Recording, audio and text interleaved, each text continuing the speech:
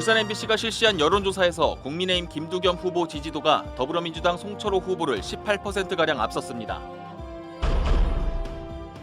노욱희 울산교육감은 보수진영 단일화 후보 간의 양자 대결을 가정한 여론조사에서 모두 앞섰습니다. 울산 공업탑에서 태화로터리까지 이어지는 봉월로 일대에서 주상복합 건축 사업이 잇따라 추진되면서 공급 과잉을 우려하는 목소리도 나오고 있습니다. 여러분 안녕하십니까? 5월 10일 뉴스데스크 울산입니다.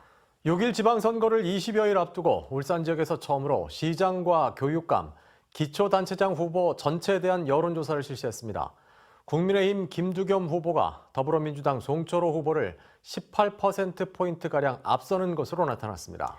선거 쟁점인 부유식 해상풍력 사업에 대해서는 절반 이상이 찬성했습니다. 먼저 최지호 기자가 보도합니다. 울산 시민 2,500명에게 울산시장으로 누구를 뽑을 건지 물었습니다. 민주당 송철호 후보 28.9%, 국민의힘 김두겸 후보 46.5%로 후보 간 격차는 17.6%포인트로 집계됐습니다. 당선 가능성을 물었더니 송철호 후보가 22.9%, 김두겸 후보가 53.9%로 격차가 더 벌어졌습니다. 응답을 하지 않은 부동층은 20.4%, 기타 후보를 택한 비율은 2.8%였습니다.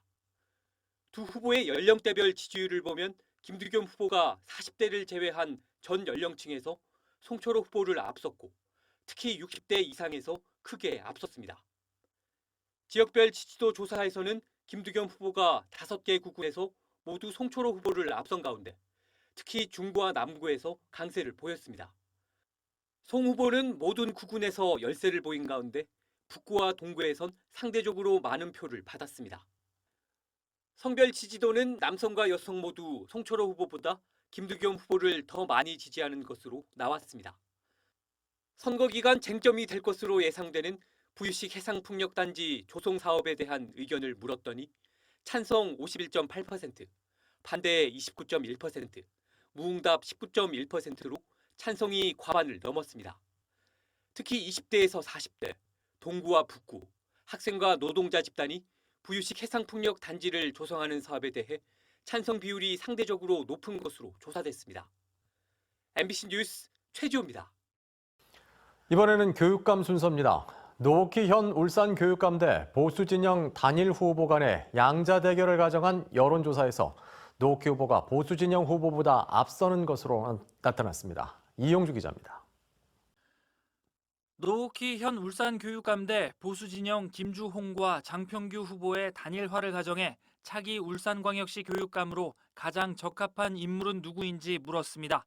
김주홍 울산대 명예교수와 노욱희 현 울산교육감 양자 대결에서는 노욱희 후보 38.5%, 김주홍 후보 24.9%로 노 후보가 앞선 것으로 나타났습니다. 이 밖에 기타 3.1%, 없다, 모름, 무응답은 33.5%로 아직도 부동층이 많은 것으로 나타났습니다. 연령별로는 김주홍 후보가 60대에서 앞섰고 나머지 연령대는 모두 노욱희 후보를 선택했으며 지지 정당별로는 국민의힘에서 김주홍 후보의 지지도가 높았습니다. 장평규 울산혁신교육연구소 대표와 노 후보 간 대결을 가정한 조사에서는 노 후보 40.1%, 장평규 후보 18.3%로 격차가 더 벌어지는 것으로 나타났습니다. 이 밖에 기타 후보는 3.7%, 없다, 모름, 무응답은 38%였습니다. 연령별로는 모든 연령에서 노 후보의 지지도가 장평규 후보를 앞섰고 지지 정당별로는 국민의힘에서 장평규 후보의 지지도가 높았습니다. 이번 조사는 울산 MBC가 코리아 리서치 인터내셔널에 의뢰해 울산 지역 18세 이상 남녀 2,515명을 대상으로 지난 8일부터 9일까지 이틀간 실시했습니다. 무선 전화 가상번호를 이용한 전화 면접 조사 방식으로 응답률은 지역별 15.2%에서 22.3%입니다. 표본 오차는 95% 신뢰 수준에 구군별 플러스 마이너스 4.4%포인트며 자세한 내용은 중앙선거 여론조사 심의위원회 홈페이지에서 확인할 수 있습니다. MBC 뉴스 이용주입니다.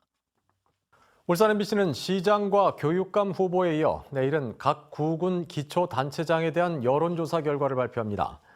아울러 각 정당 지지도와 투표 의향 등도 함께 발표할 예정이어서 6일 지방선거를 앞두고 지역 민심을 종합적으로 살피는 기회가 될 것으로 보입니다. 공업탑에서 타워 로타리까지 이어지는 봉월로 일대에서 주상복합 건축 사업이 잇따라 추진되고 있습니다. 주택 수요가 많은 인근 남구 옥동 지역에 신규 아파트 공급이 부족한 것이 이유인데 아파트보다 시장 선호도가 낮은 주상복합으로 지어지는 데다 추후 대규모 물량이 한꺼번에 쏟아져 나올 것이라는 점에서 전망이 꼭 밝지만은 않다는 의견도 있습니다. 유희정 기자입니다. 울산 남구 봉월로 일대 주상복합 건물을 짓기 위한 터파기 공사가 한창입니다. 지상 45층, 모두 339세대 규모로 최근 분양이 끝났고 오는 2026년 입주 예정입니다. 남구 봉월로에서 이렇게 주상복합 건축이 추진되는 곳만 13곳으로 이미 심의를 통과해 철거 작업이 시작된 현장도 적지 않습니다. 이렇게 봉월로 지역에 주상복합 건축이 집중된 건 인근 옥동과 신정동의 집값이 폭등한 데 비해 신규 공급은 많지 않기 때문입니다. 이제 아파트 값이 많이 올랐다 보니까 이제 아파트가 없잖아요. 이제 공업탑에서 본원적으로 갔을 때 새 아파트가 없다 보니까 이제 이쪽으로 이제 시에서나 뭐 이렇게 해주는 것 같아요.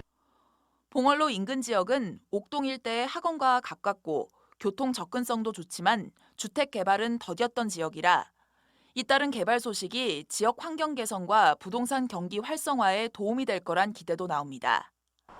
문제는 이렇게 개발붐을 조성하는 사업들이 전부 아파트가 아닌 주상복합이라는 겁니다. 봉월로 도로 바로 옆에 붙어 있는 땅들은 봉월로가 시작되는 공업탑 로터리부터 끝 지점인 태화 로터리까지 전 구역이 일반 상업지역으로 지정돼 있습니다. 일반 상업지역에는 아파트 같은 공동주택을 지을 수 없기 때문에 주상복합 건축이 대신 추진되는 겁니다.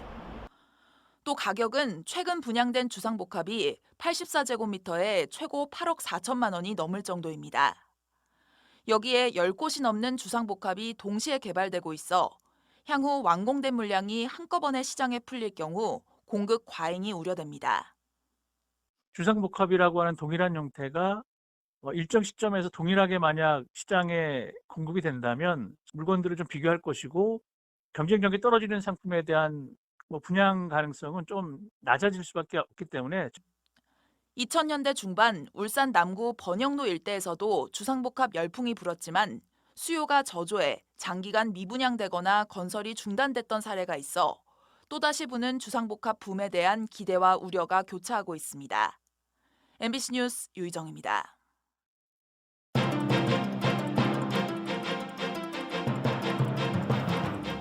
오늘의 울산입니다. 문재인 전 대통령이 경남 양산에 마련된 사저로 가기 위해 KTX 울산역에서 내려 환영 행사에 참석한 시민들과 만났습니다. 울산역에는 문 전 대통령 지지자들과 시민 600여 명이 모여 고향으로 가는 문 전 대통령을 맞이했습니다. 문 전 대통령은 울산역에서 약 5분간 감사 인사와 소감 연설을 마친 뒤 경남 양산 사저로 이동했습니다. 드디어 제가 살던 동네로 돌아왔습니다. 덕분에 대통령 재임 기간 내내 힘들었지만 그러나 마지막 순간까지 국민과 함께 행복할 수 있었습니다. 감사합니다.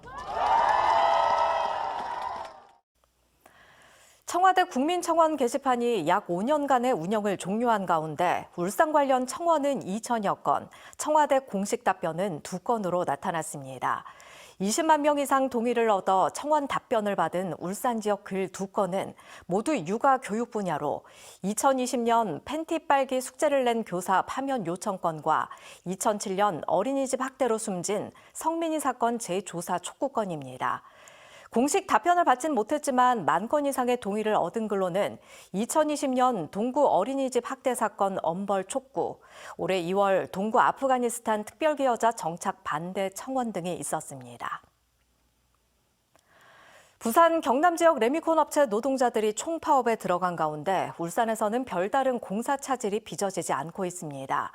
울산 레미콘 조합은 부산 경남 지역 레미콘 업체 노동자들이 운송비 인상을 요구하며 총파업에 돌입하면서 부산 경남 지역 8천여 개 건설 현장이 멈췄지만 울산 업체들은 이번 파업에 동참하지 않는다고 밝혔습니다.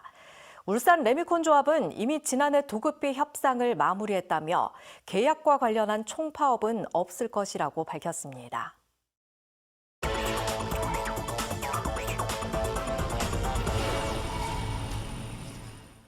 지난 3월 잠정 합의안 부결 이후 교섭에 난항을 겪던 현대중공업 노사가 오늘 지난해 임금 협상에 대한 잠정 합의안을 마련했습니다. 이번 잠정 합의안에는 기본급 7만 3천 원 인상과 성과급 148%, 경력금 250만 원 지급 등의 임금 인상과 신규 채용, 징계 해고자 복직 등의 내용이 포함됐습니다. 노조는 오는 12일 조합원 찬반 투표를 실시할 예정입니다. 현대자동차 노사가 오늘 상견례를 시작으로 올해 단체 교섭을 시작했습니다. 올해 교섭은 기본급 인상과 수당 현실화 등 임금 인상과 신규 인원 채용, 정년 연장, 고용 안정 등이 쟁점이 될 것으로 보입니다.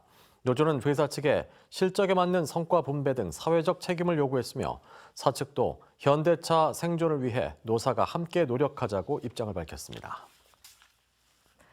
울산지법 형사항소 1부는 술을 마신 상태였으나 사고 위험을 피하려고 운전대를 잡은 운전자 A씨에게 1심에 이어 항소심에서도 무죄를 선고했습니다. A씨는 2020년 9월 대리운전을 이용해 귀가하던 중 대리운전기사와 시비가 붙었고 대리운전기사가 그대로 차를 세우고 내려버리자 A씨 자신이 직접 이동 주차하다가 적발됐습니다. 재판부는 A씨가 차를 옮기지 않았다면 다른 차량 통행을 상당히 방해했고 추돌 사고 우려가 컸다며 무죄 선고 이유를 설명했습니다. 울산 지역 2개 학교가 버버리 체크와 유사한 무늬를 사용해 내년에 교복 디자인을 변경하게 됐습니다. 울산시 교육청은 버버리사가 상표권 침해 소송을 제기해서 버버리 체크와 유사한 무늬를 사용하는 교복의 디자인을 변경하게 됐다고 밝혔습니다.